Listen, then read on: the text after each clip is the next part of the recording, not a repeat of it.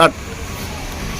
రేపు డిసెంబర్ 7వ తేదీన ఉదయం 9 గంటలకు విజయవాడలోని ఇందిరాగాంధీ మున్సిపల్ స్టేడియం నందు జరిగే జేహో బీసీ మహాసభ కార్యక్రమానికి నియోజకవర్గంలోని బీసీ ప్రజాప్రతినిధులందరూ, అలాగే మాజీ ప్రజాప్రతినిధులందరూ, నామినేట్ పదవులు పొందిన వారు, మాజీలు కూడా ప్రతి ఒక్కరూ హాజరై జేహో బీసీ మహాసభను జయప్రదం చేయాలని చెప్పి కోరుచున్నాం.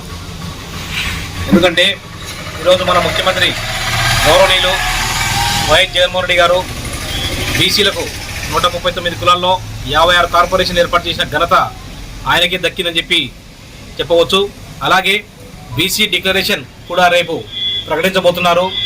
కాబట్టి ప్రతి ఒక్క బీసీ నాయకుడు ఈ సభకు వచ్చి బీసీల డిక్లరేషన్ను కోసం ప్రకటించే విధానాలను, విధి విధానాలను కూడా తెలుసుకోవాలని చెప్పి మనవి చేస్తున్నాను.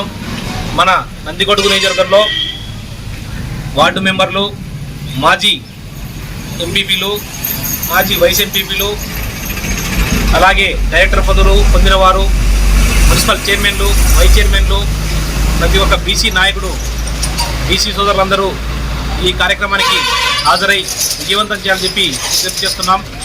ఈరోజు ఆంధ్రప్రదేశ్ ముఖ్యమంత్రి వైఎస్ జగన్మోహన్ రెడ్డి గారు బీసీల పక్షపాతం చెప్పి చెప్పవచ్చు.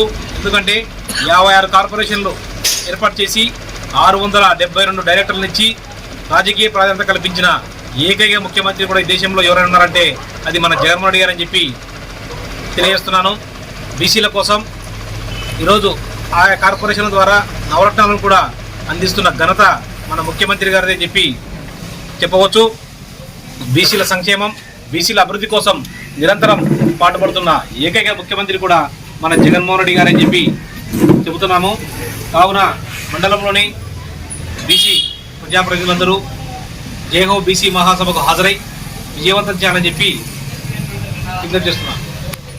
శాసనసభ్యులు గౌరవనీయులు మా ప్రియతమ నాయకుడు తొగురు ఆర్థర్ గారు ఆ నాయకత్వంలో రేపు జేహో బీసీ మహాసభకు నందికొట్టు నియోజకవర్గం నుండి భారీగా తరలి వెళ్తున్నాము.